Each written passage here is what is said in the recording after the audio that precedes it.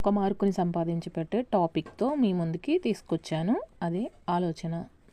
సైకాలజీలో ఆలోచన అనే ఒక టాపిక్ ఉంది. దానికి సంబంధించి ఇదంతా కూడా ఇంట్రడక్షన్ పార్టు. దీనిలోంచి క్వశ్చన్స్ అయితే ఏం రావు. నిర్వచనాల నుంచి అయితే 2 ఉన్నాయి, శాస్త్రవేత్తలు చెప్పినవి. వీటిలోంచి అయితే ఒకటి రావచ్చు. స్మృతి చిహ్నాలు, భావనలు, ఊహల రూపం ద్వారా జరిగే అంతర్గత సమస్య పరిష్కారాన్ని ఆలోచన అని ఎన్ఎల్ మూన్ పేర్కొన్నాడు. స్మృతి చిహ్నాలు, భావనలు ఇవన్నీ మనకి మైండ్లో కదా ఏర్పడతాయి. మైండ్ అనగానే మనకి మున్ అనేది గుర్తు రావాలి. అలా గుర్తుపెట్టుకోవడానికి ట్రై చేయండి. లేదు మీ సమస్య పరిష్కారం కొరకు చేయు అవ్యక్త ప్రయత్నే ఆలోచన అని నిమోహసిన్ అనే శాస్త్రవేత్త అయితే అభిప్రాయపడ్డాడు. సమస్య పరిష్కారం కొరకు చేయు అవ్యక్త ప్రవర్తనే ఆలోచన, నిమోహసిన్. ఇంకా అక్కడితో అది ఎండ్. ఆలోచన లక్షణాలు రావచ్చు, రాకపోవచ్చు, చెప్పలేం. కానీ ఆలోచన రకాలు దీని గురించి అయితే ఖచ్చితంగా ప్రతి క్వశ్చన్ పేపర్లో ఒక క్వశ్చన్ అయితే రావడం జరుగుతుంది. కాబట్టి చూడండి, ఆలోచన రకాలను ఎవరు చెప్పారు అంటే డెకార్టే చెప్పాడు. ఇక్కడ ఇవ్వడం జరిగింది చూడండి. రకాలను ఎవరు చెప్పారు? డెకార్టే. ఆయన ఏం చెప్పాడంటే మానవ మనుగడకు మూలం మన ఆలోచనలే అని పేర్కొన్నాడు. ఇంకా దీన్ని ఎలా గుర్తుపెట్టుకుంటే డెకార్టే భరతకాలం ఉండాలి. డెకార్టే మనుగడకు మూలం ఆలోచనల. డెకార్టే ఎవరు? మానవుడు. అలా గుర్తుపెట్టుకోండి. లేదంటే ఇంకా వేరే పద్ధతిలో గుర్తుపెట్టుకున్నా పర్లేదు. ఇంకా అది వదిలేయండి. ఫస్ట్ మూర్త ఆలోచన. మూర్త ఆలోచనే మనం ఏదైతే ప్రత్యక్షంగా చూడగలమో అదే మూర్త ఆలోచన. అంటే అది చాలా సులువైంది కాబట్టి ఇది సులువైన ఆలోచన పద్ధతి. ఒక విషయాన్ని జ్ఞానేంద్రియాల ద్వారా చూస్తూ గ్రహిస్తూ ప్రత్యక్షంగా దాని గురించి ఆలోచించడాన్ని మూర్త లేక ప్రత్యక్ష ఆలోచన అంటారు. ఇది అంశాలను నేరుగా చూడడం ద్వారా ఏర్పడుతుంది. ఉదాహరణకు పెన్ను, పుస్తకము, చెట్టు. చిన్నపిల్లలు ఈ రకమైన ఆలోచన ఎక్కువ చేస్తారనమాట. ఈ రకమైన ఆలోచనలు చిన్నపిల్లల్లో మనం చూడగలం. తర్వాత చూద్దాం అమూర్త లేక భావాత్మక ఆలోచన. ఇది క్లిష్టతరమైన ఆలోచన విధానము. నిరాకారమైన విషయాల గురించి ఆలోచించడాన్ని అమూర్త లేక భావాత్మక ఆలోచన అంటారు. తెలియని వాటిని గురించి ఆలోచించడం, కొత్త విషయాలు కనుక్కోవడం, ఉత్సుకతను రేకెత్తించడం దీనిలో కీలకమైన అంశాలు. ఉదాహరణకు శాస్త్రవేత్తలు, కవులు, వేదాంతులు ఈ రకమైన ఆలోచన చేస్తారు. యవ్వన దశ నుంచి ఈ ఆలోచన అయితే ప్రారంభమవుతుంది. ఇక్కడ మనకి క్వశ్చన్గా ఏం అడగవచ్చు అంటే క్లిష్టతరమైన ఆలోచన విధానము, మూర్త ఆలోచన, అమూర్త ఆలోచన, సమైక్య ఆలోచన, విభిన్న ఆలోచన, ఇలా 4 ఆప్షన్స్ ఇచ్చి అడగవచ్చు. దీన్నే మనం భావాత్మక ఆలోచనను కూడా గుర్తుపెట్టుకోవాలి. అలాగే శాస్త్రవేత్తలు, కవులు, వేదాంతులు ఈ రకమైన ఆలోచన చేస్తారు అన్నా కూడా మనకి ఏ రకమైన ఆలోచన అంటే భావాత్మక లేదా అమూర్త ఆలోచన. అక్కడ నుంచి క్వశ్చన్ రావచ్చు. యవ్వన దశ నుంచి ఈ ఆలోచన ప్రారంభమవుతుంది. అమూర్త ఆలోచన ఏ దశ నుంచి ప్రారంభమవుతుంది? బాల్య దశ, పూర్వబాల్య దశ, ఉత్తర బాల్య దశ, కౌమార దశ, యవ్వన దశ. ఇలా మనకి క్వశ్చన్ అయితే ఫ్రేమ్ చేసే అవకాశం ఉంది. ఇంతకు ముందు కూడా అడిగారు కాబట్టి అది ఒకటి గుర్తుపెట్టుకోండి. అక్కడతో అమూర్త లేక భావాత్మక క్లోజ్. నెక్స్ట్ సమైక్య ఆలోచన. అందుబాటులో ఉన్న సమాచారాన్ని, పుస్తక జ్ఞానాన్ని ఉపయోగించుకుని ఒక లక్ష్యం వైపుగా పరిష్కారము సూచించడానికి చేయ ఆలోచనే సమైక్య ఆలోచన. సమైక్య ఆలోచన అంటే మొత్తంగా ఆలోచించాలి. దానికి అందుబాటులో ఉన్న సమాచారాన్ని ఉపయోగించుకుని, పుస్తక జ్ఞానాన్ని ఉపయోగించుకుని ఒక లక్ష్యం వైపుగా సూచించడానికి చేయ ఆలోచనే సమైక్య ఆలోచన. ఈ రకమైన ఆలోచనలో సృజనాత్మకతకు అవకాశం ఉండదు.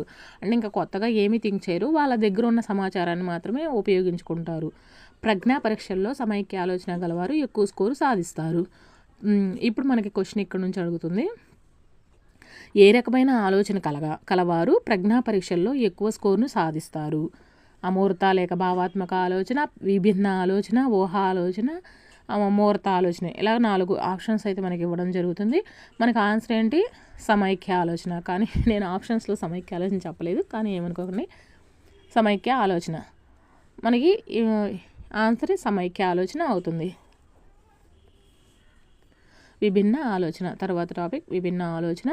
ఒక విషయాన్ని అన్ని కోణాల నుంచి రకరకాలుగా పరిశీలిస్తూ ఒక కొత్త వరవడిని సృష్టించే వాటినే విభిన్న ఆలోచనలు అంటారు. ఒక విషయం గురించి ఒక వైపు నుంచే కాదు, అన్ని వైపుల నుంచి ఆలోచిస్తారని అంటే సమస్యకు ఒక పరిష్కారమే కాక సమాన ప్రాధాన్యం గల అనేక పరిష్కార మార్గాలను సూచిస్తారు. వీళ్ళు ఒక పరిష్కారమే కాదు, ఇంకా ఒక సమస్యకు వేరు వేరు పరిష్కార మార్గాలు కూడా చూపించడం జరుగుతుంది. ఈ రకమైన ఆలోచనలో సహజత్వం ఎక్కువగా కనిపిస్తుంది. సృజనాత్మకత పరీక్షల్లో విభిన్న ఆలోచన శక్తి గలవారు ఎక్కువ స్కోరు సాధిస్తారు. అదే మనకి ప్రజ్ఞా పరీక్షల్లో ఎక్కువ స్కోరు సాధించేవారైతే సమైక్య ఆలోచన గలవారు, అలాగే సృజనాత్మక పరీక్షల్లో ఎక్కువ స్కోరు సాధించేవారు విభిన్న ఆలోచన కలవారు. ఇలాంటి పాయింట్స్ నుంచే మనకి ఇంతకుముందు ప్రీవియస్ పేపర్స్లో క్వశ్చన్స్ అయితే ఫ్రేమ్ చేయడం జరిగింది. కాబట్టి ఇవి గుర్తుపెట్టుకోండి. ఒకవైపు నుంచి కాకుండా వేరు వేరు విధాలుగా పరిష్కార మార్గాన్ని సూచించే ఆలోచన ఏది అన్నా కూడా విభిన్న ఆలోచన. అది కూడా బాగా గుర్తుపెట్టుకోవాలి. ఇక్కడ మనకు ఒక ఎగ్జాంపుల్ అయితే ఇవ్వడం జరిగింది చూడండి. పైన పేర్కొన్న ఉదాహరణకి 2x2 అంటే మనం ఏం చెప్తాం, 4 అంటాం. కానీ 4ని ఇంకా ఎలా వీళ్ళు ఎక్స్ప్రెస్ చేయొచ్చు, 2x2 = 2 + 2 అని సూచించవచ్చు, లేదంటే 5 - 1 అని సూచించవచ్చు, లేదంటే 4x1 లేదా 8/2 అని చెప్పడం అనేది విభిన్న ఆలోచన. అంటే ఒక సమస్యకే విభిన్న ఇంకా డిఫరెంట్ టైప్స్లో సొల్యూషన్ అయితే వీళ్ళు చెప్పడం జరిగింది. దాన్నే విభిన్న ఆలోచన అంటారు. నెక్స్ట్ ఊహా ఆలోచన. స్మృతి పదంలో ఉన్న స్మృతి చిహ్నాలు ప్రతిల రూపాల ద్వారా ఊహిస్తూ ఆలోచననే ఊహాత్మక ఆలోచన అంటారు. ఉదాహరణకు జనాభా పెరుగుదల వల్ల 2025 సంవత్సరానికి భారతదేశ స్థితిగతులను ఊహించడం. ఏదైనా ఊహించుకోవడం, మన స్మృతిని ఉపయోగించుకొని చిహ్నాలు ప్రతిమల ద్వారా ఊహించడం అనమాట. 2025 నాటికి జనాభా పెరుగుదల వల్ల ఎలా ఉంటుంది, భారతదేశ స్థితిగతులు అనేవి ఎలా ఉంటుంది అని ఊహించడం. దానిలో ఏం లేదు, మనకి ఊహ అనేది ఈజీగా గుర్తుపట్టగలం. తర్వాత సంసర్గ ఆలోచన. 2 విషయాలు లేదా అంశాలు కలిసినప్పుడు ఒకదాని గురించి ఆలోచిస్తున్నప్పుడు రెండవది కూడా గుర్తుకు రావడం. ఇది కూడా ప్రీవియస్గా అడిగారు. ఒక విషయాన్ని లేదా అంశాన్ని గురించి ఆలోచిస్తున్నప్పుడు రెండవదాన్ని గుర్తు రావడం ఏ రకమైన ఆలోచన అంటే సంసర్గ ఆలోచన. ఉదాహరణకు పెళ్ళి అన్న అంశం గురించి ఆలోచిస్తున్నప్పుడు అప్రయత్నంగానే విందు భోజనం, పెళ్లి పందిరి, బంధువులు మొదలగు వారు గుర్తుకు రావడం సంసర్గ ఆలోచన. అంటే మనం పెళ్ళి అనే టాపిక్ అనగానే మన రిలేటివ్స్ వస్తారు, మనకు తెలిసిన వాళ్ళు వస్తారు, నెక్స్ట్ భోజనాలు గుర్తురావడం, పెళ్లి పందిరి గుర్తురావడం, ఇవన్నీ అప్రయత్నంగానే గుర్తొస్తాయి. దీన్నే సంసర్గ ఆలోచన అని అంటారు. దానిలో సంసర్గ ఆలోచన గురించి ఒక విషయం గురించి చెప్పగానే రెండో విషయం గుర్తు రావడం ఏ రకమైన ఆలోచన అనే ప్రీవియస్గా మన అడగడం జరిగింది. అది సంసర్గ ఆలోచన. లేదు అంటే మనకి ఎలా ఇస్తారు అంటే పెన్ను అనగానే మనకి పేపర్ గుర్తు రావడం ఏ రకమైన ఆలోచన అంటే సంసర్గ ఆలోచన. ఒక విషయం చెప్పగానే మనకి వేరొకటి గుర్తుకొస్తుంది అంటే అది సంసర్గ ఆలోచన. తర్వాత నిర్దేశిత ఆలోచన. మనసులోని ఆలోచన విధానాన్ని ఉపయోగించి ఊహించిన రీతిలో ఫలితాలను పొందుతాము. ఈ ఆలోచనలు కొత్త విషయాలను కనుగొనడానికి సహాయపడతాయి. మనకి ఏంటంటే మన మనసులో ఊహించిన రీతిలో ఫలితాలను పొంది ఈ ఆలోచనలు మనకు కొత్త విషయాలు కనుగొనడానికి ఉపయోగపడతాయి. ఏ ఆలోచనలు కొత్త విషయాలు కనుగొనడానికి ఉపయోగపడతాయి అంటే నిర్దేశిత ఆలోచనలో ఉపయోగపడతాయి. నిర్దేశిత ఆలోచనలు అనేవి కొన్ని ఉన్నాయి, చూడండి.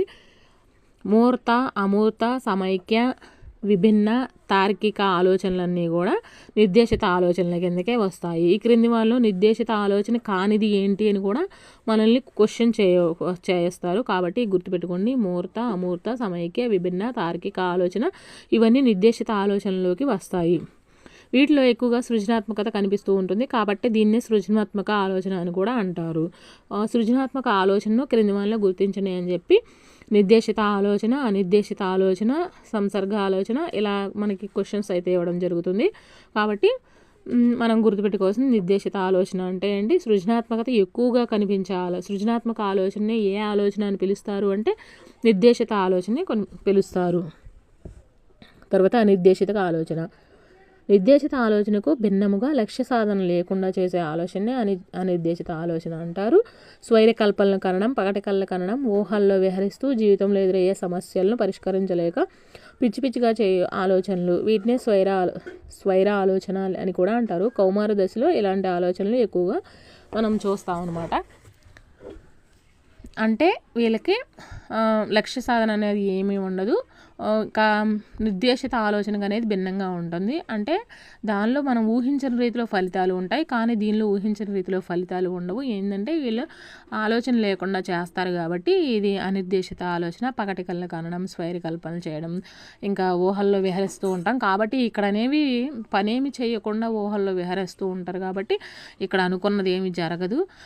వాళ్ళు చేయాలనుకున్న పని చేయలేక పరిష్కరించుకోగల పిచ్చి పిచ్చి ఆలోచనలు చేస్తారు. వీటిని స్వైరకల్ప ఆలోచనలు అని అంటారు. ఇవి ఎక్కడ కనిపిస్తాయి అంటే మనకి కౌమార దశలో కనిపిస్తాయి. ఈ ఆలోచనల గురించి ఖచ్చితంగా ప్రీవియస్గా బిట్ అయితే రావడం జరిగింది. ఈసారి కూడా ఖచ్చితంగా వస్తుంది. Okay, thank you.